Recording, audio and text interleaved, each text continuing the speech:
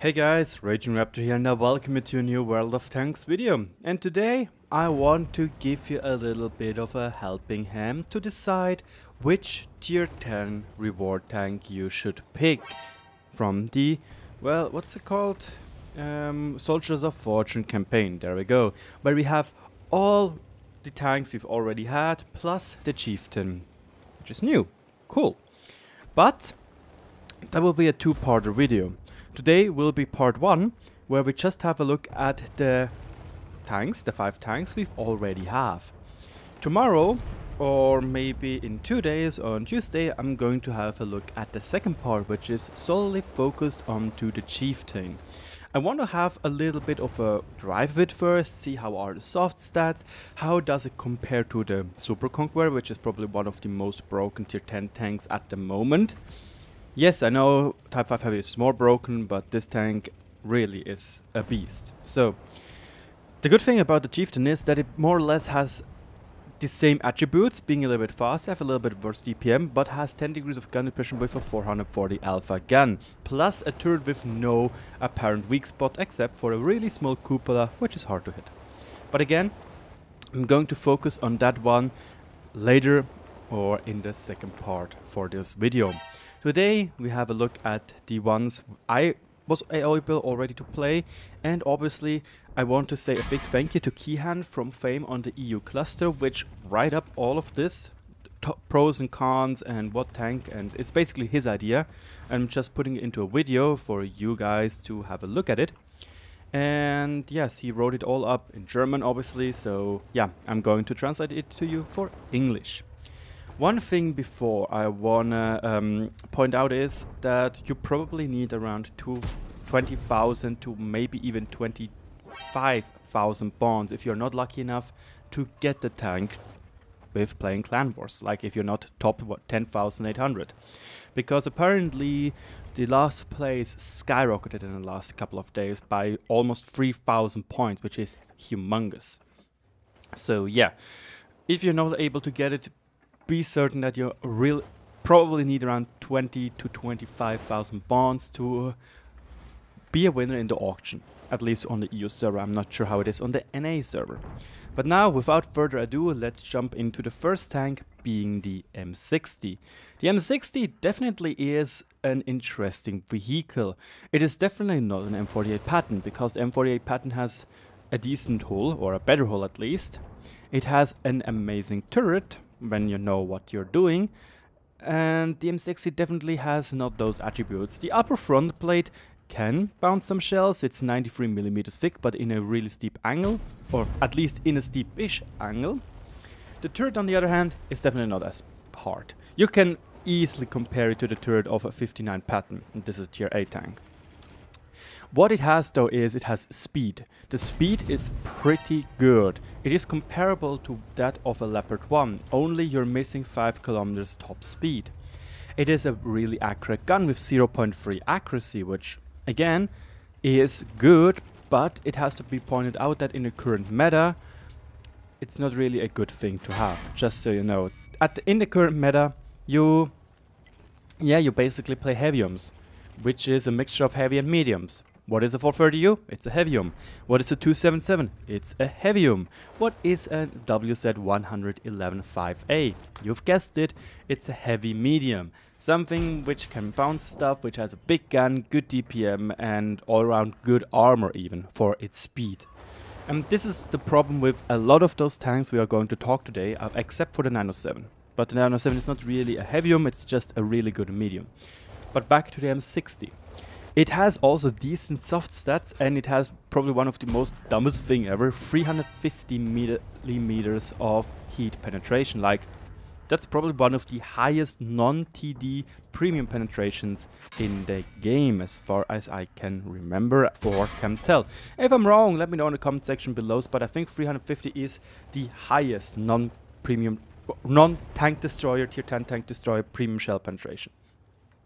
But yeah, that will help you definitely against tanks like Type 5 Heavy, even helps against Object 907s and so on and so forth. The problem is though, compared to the M48 pattern, it has a worse DPM, this by around 150, which can lose you a game. The turret, once already said, is not that strong, and the cupola is pretty big and obviously a weak spot. To be honest, Keyhand said it's a mixture between the M48 pattern and the Leopard 1, but I would say it's more of a Leopard 1 clone, in the sense of it's just a little bit slower, 5 kilometers per hour. It has almost the same power to weight ratio, which is okay, I guess. But it has also, I think, worse camouflage, because it's a little bit more bulkier than the Leopard 1. But for that, the Leopard 1 only has 410 meters of base view range, where meanwhile the M60 goes up to 420 meters of base view range, which is big. The problem is, at the moment in the game, let's be honest, camo breaking is not really a thing anymore, with there being so many bushes which are 50% density. But yeah, that's about the M60. Definitely a tank you could take, but it lacks, or it has the problem at the moment that the maps are too small for it to be effective with its sniping gun. Next up we have the T95E6, and I have to point out, you probably see it in the background footage. I do not like this tank. Look, if you want to explain this tank to a player which doesn't play tier 10, you could say that it has an amazing DPM, but it's mounted on one of the shittiest platforms in the game. What I mean with that is, look at something like an Object 140. An Object 140 is fast, decent gun depression, good armor, amazing DPM with a great gun. That's like what you want to have. The T95E6 on the other hand has only the DPM part. It's not fast. The armor is lackluster. Yes, the turret on paper has 342 millimeters of thickness frontally, which is a joke, by the way. It's like the Object 260, only on those little cheeks. But you have a huge cupola, and below the cupola is also a weak spot. Yes, you have 9 degrees of gun depression, but using it with, again, this big cupola, which is your weak spot, can be hard. Accuracy is lackluster, 0.35. Aim time is meh, as well are the soft stats. And you're shooting AP as premium shells. Hoop-de-fucking-do.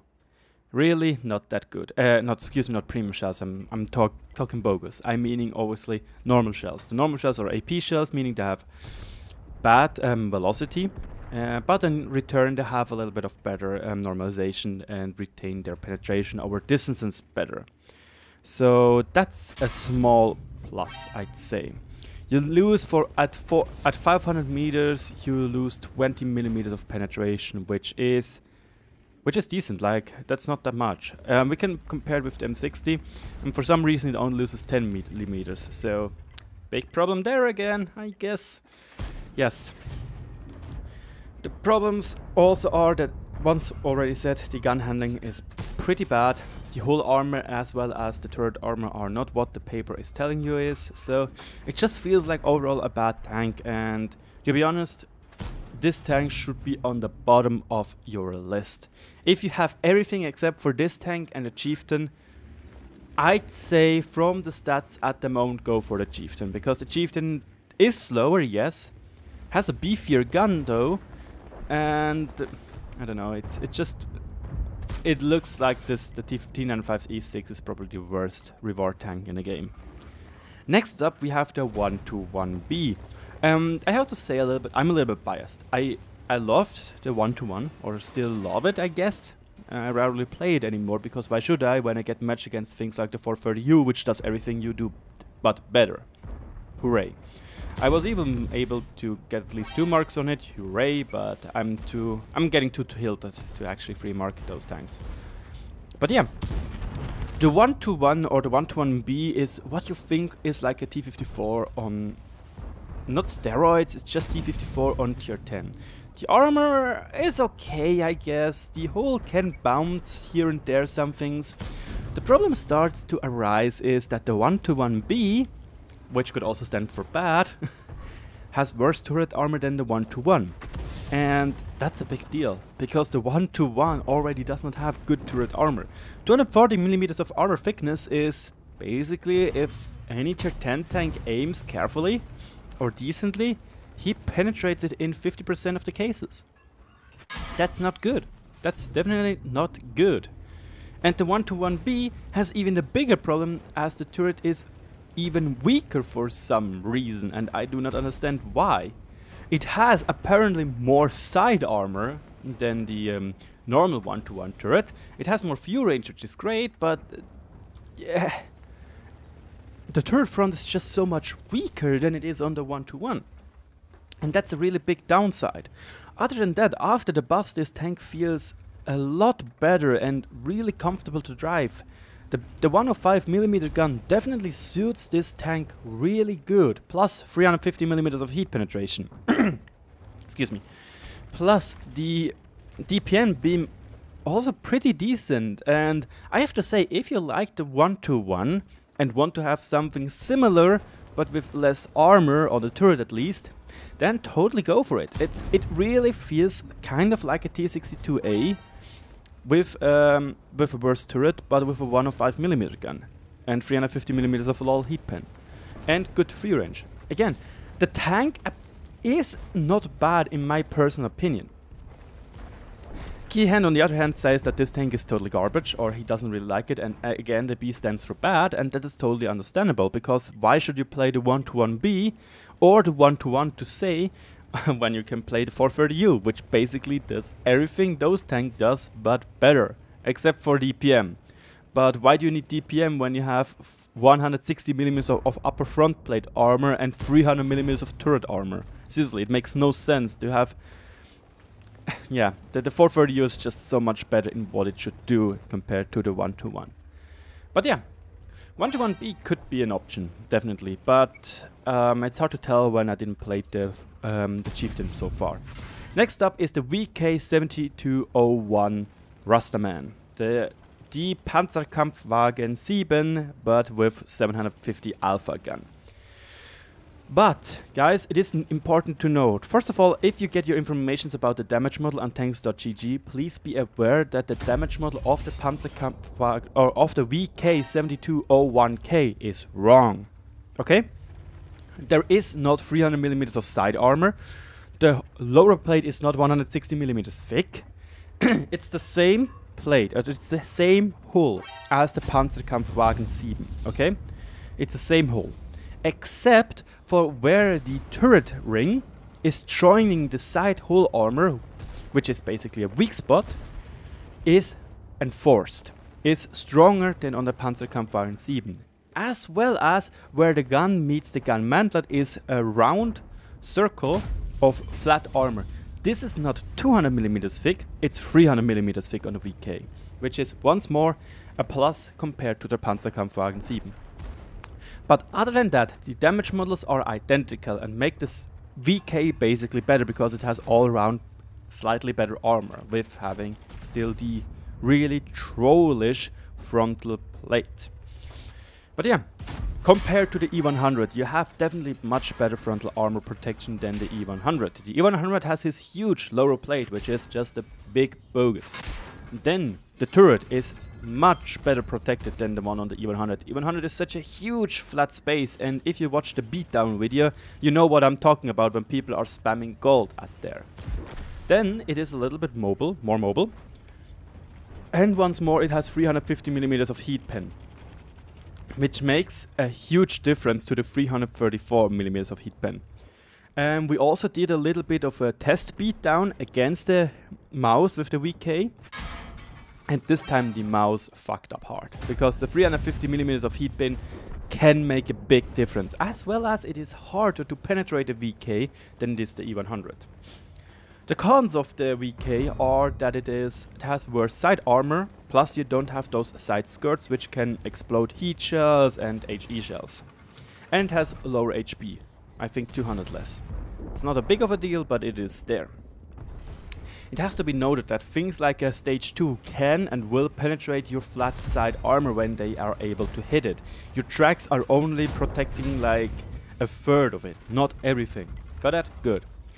Compared to the Panzerkampfwagen 7, it has more alpha, it has better DPM, the gun mantle weak spot is smaller than the one on the VK, it has more pen on the gold ammunition, and the last point that at least Keyhand said is that it looks better because it has those Rasta locks, or this hair instead of those Dumbo ears. But for that your gun is a little bit less accurate, so the Panzerkampfwagen 7 is more of the sniper heavy, in quotation marks, obviously you shouldn't snipe with that tank, compared to the Panzerkampfwagen 7 being the brawler with the 750 alpha gun. Definitely, if you have the 907 already and you don't want to get the Chieftain, the VK should be number 2 on your or number 1 on your priority list, because the VK is definitely a better, or not I do think it is a better E100. It performs better than the E100 because the turret is much better protected, plus the hull is better protected, frontally at least. And if you play well, you can do a lot of great stuff with this tank. Plus 350mm of heat penetration. Hooray! It's time to screw over some Type 5 heavies. But they're going to screw you over back. But yeah. And the last tank I wanna talk today about is the Object 907. And oh boy. Strap in, it's probably the best tier 10 medium tank. Russian medium tank, at least, in the game. Or maybe it is the best medium tank in the game. It has everything you basically need. It has armor, for at least pub games. It has one of the best DPMs in the game on a great platform. It has the best mobility, except compared to the K91, but no one is using the K91 for some well, for obviously reasons. And it has decent camo as well. The problems are that the dispersion on the gun are slightly meh, and it has less ammunition than comparing to the Object 140, for example. But overall, there is a reason why you only see 907s when you ask for Russian meds or Russian mediums in Clan Wars, because it's simply that good. It has troll armor, really. Last time in the Clan Wars I bounced the side armor because the side of the turret is a slim, like 10 centimeters tall space, which is spaced armor, and that exploded my heat shells. Congratulations, you lucky ass. No, seriously, the armor on this tank is so trollish, and you can make bounces which are just straight up unfair. In Clan Wars, it is mandatory to shoot heat at the upper front plate to be able to penetrate it, because the upper front plate is angled so weirdly that APCR shells of most tier 10 mediums on a 1v1 or in a slight slope will bounce off. The mobility is great, and yeah, the DPM is great. I've heard in my German video somebody complaining about my DPM being so low on this tank. I've decided to not take vents, but take vertical stabilizer. And I'm not using ratios, but I use fire extinguisher, because I tend to burn a lot in this tank, hence I go for the fire extinguisher. Because of the bad soft stats, I decided to go for the vertical stabilizer. But again, that's just my personal opinion with this tank, and this is how I like to play it. But yeah, this should wrap up part 1. And once again, guys, Chieftain is coming out soon, and I'll have a look at it, so you know if you should actually go for it. You have 2 weeks to gather your bonds and so on and so forth, so that shouldn't be a big deal. But number 1 priority, 907. Seriously, you should go for the 907 if you have the chance. We don't know when exactly it's going to be on sale again, when it's going to be sold or even given away again. So yeah, 907, then either Chieftain or VK, and after that everything except for the T95 E6. But that should wrap it up. Thank you all so much for watching, and I wish you a great day and a good last day of the campaign. Goodbye.